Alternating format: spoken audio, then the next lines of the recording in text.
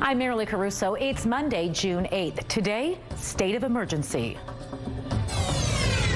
I drove down Main Street and there was like a 6-inch wall of water just coming down the road. How a rural community is grappling with the aftermath of a severe summer storm. Also today, changing lanes, when Winnipeg transit riders can expect a number of new route changes. Plus, oh dear. We need something that is, suitable for a community landscape, but also noticeable to make enough change. How 2 high school students are leaving a lasting mark on their community.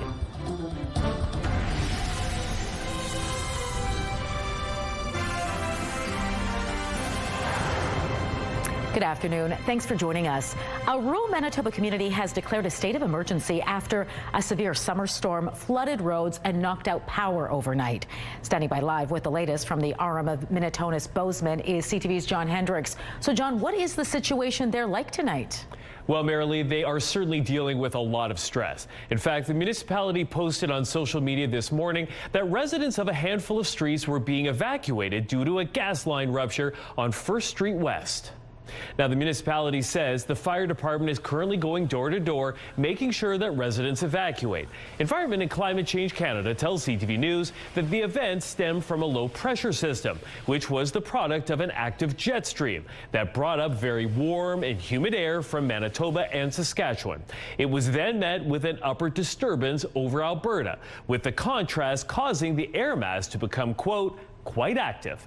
Residents in the Parkland community were also asked to shelter in place, predicting lots of rainfall. And boy, did it fall. 147 millimeters fell in about 3 hours, starting at 1 in the morning. Minnetonka's resident Peter Fleming says that he was woken up around 2 in the morning and his neighbors were banging on his door, telling him that his daughter's car was flooding at her home a few hundred yards away. He said that he drove down Main Street and about 6-inch wall of water was on the road. It was quite, I guess, unreal almost. So I went down to her house and banged on her door, and she got up. There was about a foot of water when I got to her place, and 10 minutes later it was, almost a foot and a half.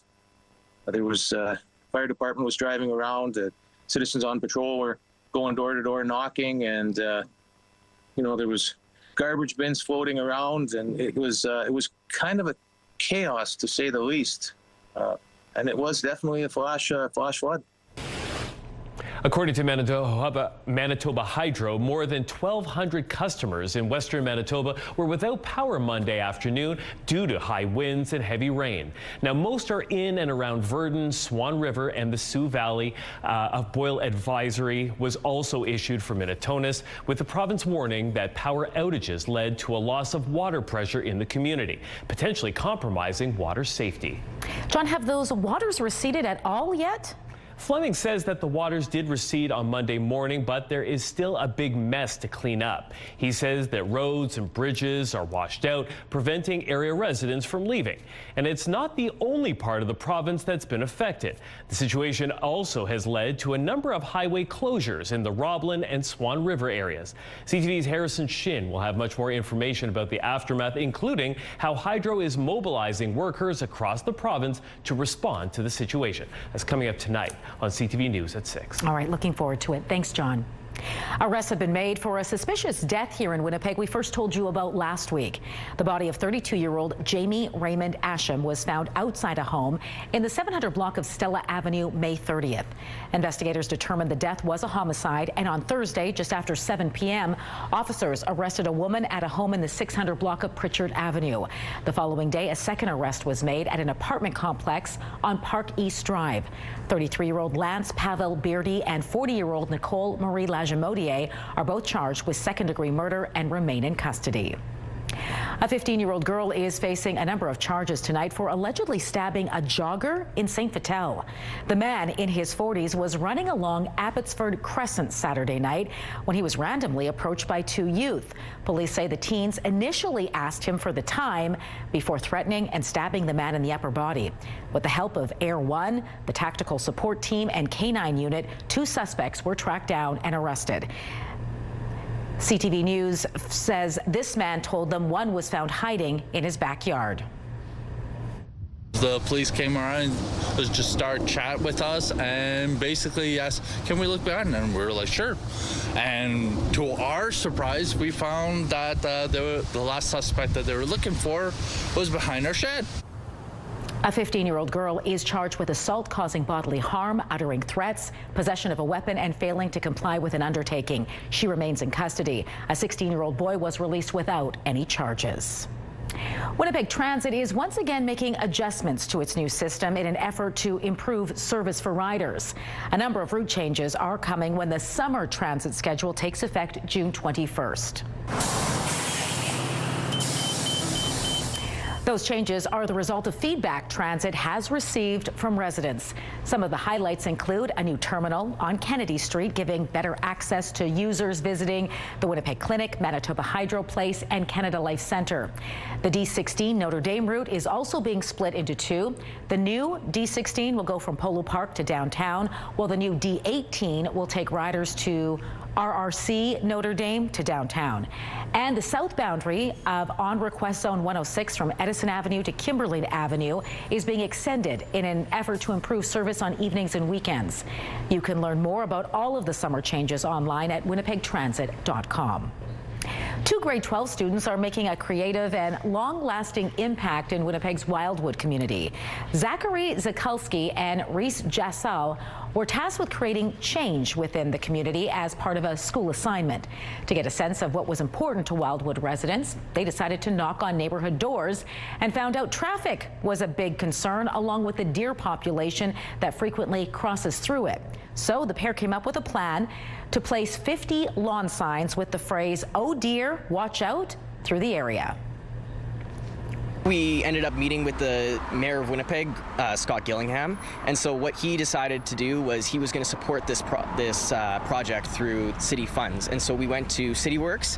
We teamed up with a local graphic designer in Evan Coos within the Wildwood community, and we said we need something that is, suitable for a community landscape, but also noticeable to make enough change from ongoing drivers. And so we decided to create these signs just based off of the need of the community. And their work didn't stop there. They've now secured 3 permanent signs the city is going to be putting up at major intersections. No surprise, they received nearly a perfect grade for their efforts.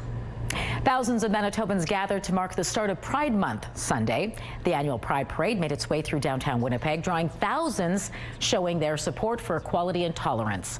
More than 150 groups marched in the parade this year, including Rainbow Resource Centre, Rainbow Outpatient Addiction Recovery, and Bell Media. After a rally at the legislature, the parade made its way through downtown, ending up at Blue Cross Park.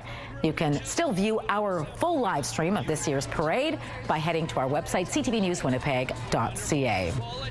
All right, Colleen Brady is in now with a first look at your Skywatch evening forecast. It was another hot day for the Pride Parade yesterday. Oh, yeah. What are we in store for tonight? Well, tonight is fairly calm, but we are sort of sandwiched between 2 bouts of severe weather really all throughout the weekend. Of course, we've been talking about what's happened in Minnetonka, but all throughout the weekend, southwestern Manitoba, one area or another was under a tornado watch. Brandon was under that watch on Saturday. Dauphin was under it on Sunday, and a lot of other communities between those 2 days under that watch as well. We had tornado-warned storms that moved through parts of southwestern Manitoba and into parts of the Interlake. We're calm tonight, and then tomorrow there's another round of severe weather that is very likely for southern Manitoba. I'll show you what I'm talking about coming up. But for now, let's take a look through the Bathfitter Live Eye. It is the CTV Live Eye, brought to you by Bathfitter, exclusive home of the PermaFit solution. Look at that blue sky. It's 26 degrees. It's a little windy. Winds picked up out of the west at 27 kilometers an hour with gusts up to 37. The pressure's rising and the humidity right now is 26%. Out in traffic on this Monday afternoon, a live look at Portage Avenue in front of Polo Park. Traffic moving well there. One stall to let you know, Henderson at Chief Peguis. That is in the southbound curve lane.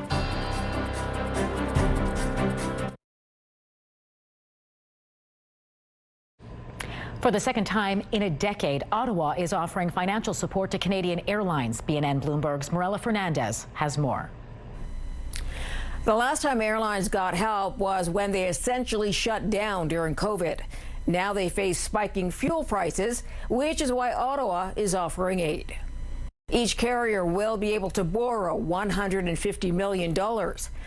The higher fuel prices have forced airlines to drop some routes and raise fees. Now, there are some guidelines. The airlines would have to agree to restrict dividends and executive compensation, as well as keep Canadian employees on the job. Here are the closing numbers for the day. Canadian dollars up to 71.67. West Texas Intermediate is up to 91.30. Western Canadian Select is down to 74.82. And the TSX gained 65 points today. Those are your business headlines. I'm Marella Fernandez. Today was the perfect day to not have my breakfast. We're at St. Mary's Nursery and Garden Center. Ainsley, Carla, once again for Get Growing. This is a pretty great segment. It's sweet. It's sweet, but it could also be sour. We're talking about gardening, but we know that we can do apples and pears and plum trees in our gardens. But why don't we talk about small fruit? I think small fruit gets underrated that's on it, but it's kind of that culinary aspect that you can go in when you're looking at it and sort of seeing that we can grow cherries in Manitoba, whether you want a cherry tree or a cherry shrub. So sour cherries, and people go, I don't want a sour cherry, but they are kind of a sweet sour, and we're going to be baking with them anyway. We'll add some more sugar to what there is. There you right? go. Now, when we go into the other sort of sweetened portions of it, raspberries. Now, you want to have allotment of space for raspberries because you know that they sucker and they spread. So this is a capacity where you can be growing your own fruit, canning your own fruit, freezing them. So it's whether your choice of whether you're wanting to go with a royalty raspberry, which is kind of a reddish blackish one, or into the Wyoming series, which is going to give you that traditional or sort of that non-traditional red. It's going to give you that black fruit. Now, when I'm saying small fruits, we have to remember also too when we're going into kiwis. Kiwi vines always look great, so if you're looking for it, and you can actually start to see some of the fruit development that's in here. Not going to get the larger fruit that you're going to get like in the store, but slightly smaller. One of my favorites is going into rhubarb. Now you can already see the development of some of the red stemming that's in through here. Gorgeous. Yeah, easy care. And if I give you one tip for planting rhubarb, it would be to don't plant it too deep. It's one of those plants that you want to make sure that you're matching the elevation that you're planting it in to make sure that it doesn't go too deep. If it's planted too deep, it's not going to produce for you. Now, when we talk about blueberries, there's a new one that's on the market that's Hass-caps. And I think a lot of people think, well, what's a Hass-cap? If you look at the nice round shape of a blueberry, Hass-caps have that elongated form to them, not a round berry, but they are so delicious. So you'll have to check out the Hass-caps. And of course, when you're venturing into any of your gardens, one of the things that it's nice to do around some of your small fruits is by using a garden straw. Like this is different than your bedding straw that you're putting in because it's chopped, it's clean. You can put it around your plants to conserve the moisture that you're putting into the ground. You can bank it around your strawberries. And of course, when we end up at the strawberry patch, we have to go in. And you were saying who gets to nibble on the strawberries when we're here? Well, there's a few strawberries that are going to be able to nibble on. I love it. Whenever you're venturing into small fruit, it's always a tasty treat afterwards. And I have some leftover chocolate from the dark chocolate I got from your store. Those are good. Very good. Get Growing, brought to you by St. Mary's Nursery and Garden Center. Get a lush yard and garden, thanks to expert advice from gardening professionals.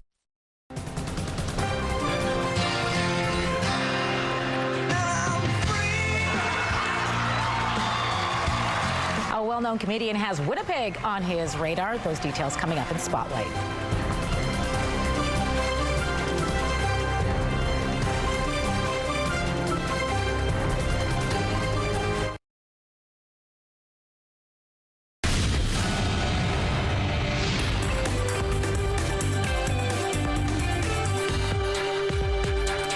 Is back now for Spotlight, and a popular funny man you likely know from America's Got Talent is coming to Winnipeg. That's right. He has a knack for making people laugh without ever opening his mouth.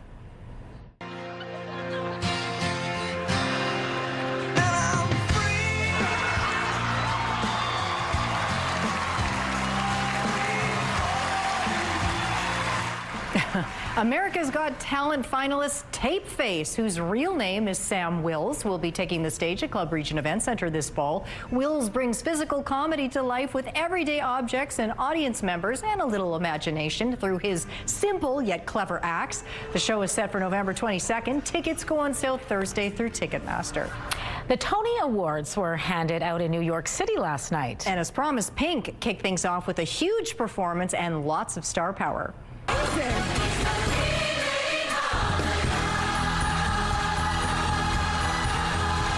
Also making appearances were Megan Thee Stallion, Neil Patrick Harris, and more in 100 other Broadway performers. As for the awards, Schmigadoon won Best New Musical, Ragtime won Best Musical Revival, and the award for Best New Play went to Liberation. And there was a Manitoba tie-in to one of the most coveted awards. Joshua Henry. Joshua Henry won for Best Performance by an Actor in a Leading Role in a Musical for his role in Ragtime. Henry was born in Winnipeg but moved to the U.S. at a young age. Meanwhile, Casey Levy, who is from Hamilton, won Best Performance by an Actress in a Leading Role. Levy is the first Canadian actress to ever win in that category. Congratulations to both of them. Yeah, very exciting stuff. Yeah, big night. All right, thanks, Colleen. You're welcome. Your Monday primetime lineup kicks off at 7 with the Quiz with Balls. Next, catch American Ninja Warrior at 8. It's all right here tonight on CTV. A look on to McPhillips right now. Gosh, the boulevard is very green. Look at that. Traffic. Oh, that truck. I don't advise what that truck just did, folks, but otherwise traffic is moving well, at least north and southbound. Right now in the city, it's 26 degrees, winds picking up too. I'll show you when we could see severe weather next.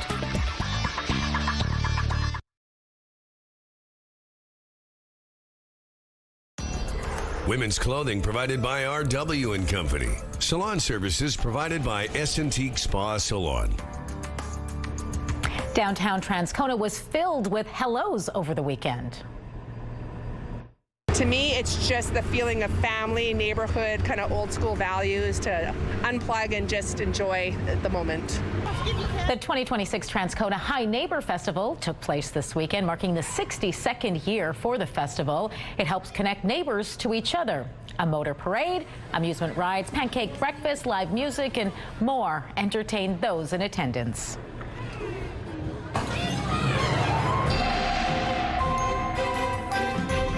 CTV Skywatch weather brought to you by South Beach Casino and Resort. Visit southbeachcasino.ca. Well, like John was explaining earlier, over the weekend we had the jet stream that dumped all kinds of hot, humid air into southern Manitoba. But when it collided with that upper disturbance coming out of Alberta, it was a cold front. So you can imagine you've got that hot, humid air colliding with that colder air mass, and wow, we got the result, those storms last night and well into the morning hours in the Minnetonka area and surrounding regions. Tonight we should catch a break, but don't get used to it. It looks like another round of severe weather is on the way for us tomorrow. Next door in northwestern Ontario, you can see this is almost a straight line of thunderstorms moving right through Red Lake right now, so a bit more active weather there. Further south in Kenora, hot, 27 degrees here in Winnipeg, 26, ditto for Steinbach, 25 as we move further to the west through Morden, Winkler, and Portage. A little cooler out around Brandon and Mullet, 22, 23 degrees, a little warmer in Dauphin at 24. Thompson is also 24 degrees right now, Lynn Lake 21, and then we cool off a bit over Churchill where it's 10 degrees. And the Churchill area was in that zone that likely saw a few showers today, courtesy of a low way out over northern Saskatchewan. But you can see the circulation bringing that rain into northwestern Ontario and then circulating well to the north and even bringing more rain across the other parts of the most northern regions of Manitoba today. As we get into tomorrow morning, after a fairly uneventful night here in the south, it will be quite warm again. We'll go back up into the 30s. Now the expectation is tomorrow a low is going to form over western North Dakota with an associated warm front that will lie west to east, and it will be moving northward along some pretty strong south winds, dumping more of that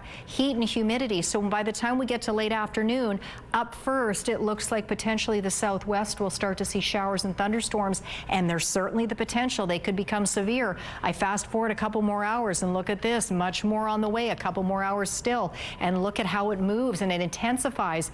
That heavy rain and likely with thunderstorms. And, you know, if we do see severe thunderstorms, we could see hail, heavy rain, strong wind gusts, and tornadoes can't be ruled out with the potential atmospheric conditions anticipated for tomorrow. By midnight, it looks like the heaviest rain right along eastern Manitoba down into the southeast and moving off into northwestern Ontario.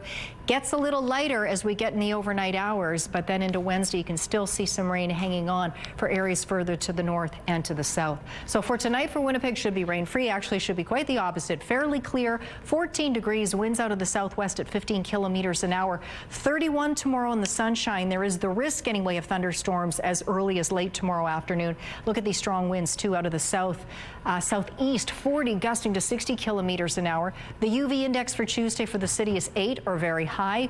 Quick look at your long-range forecast. We cool right off. By Wednesday, showers likely 23 degrees, even cooler on Thursday with a greater likelihood of rain, 17 there, 17 Friday, and then a coolish weekend all of a sudden, 18 Saturday, 21 on Sunday under a mix of sun and cloud. Our first weather photo takes a look at a striking storm.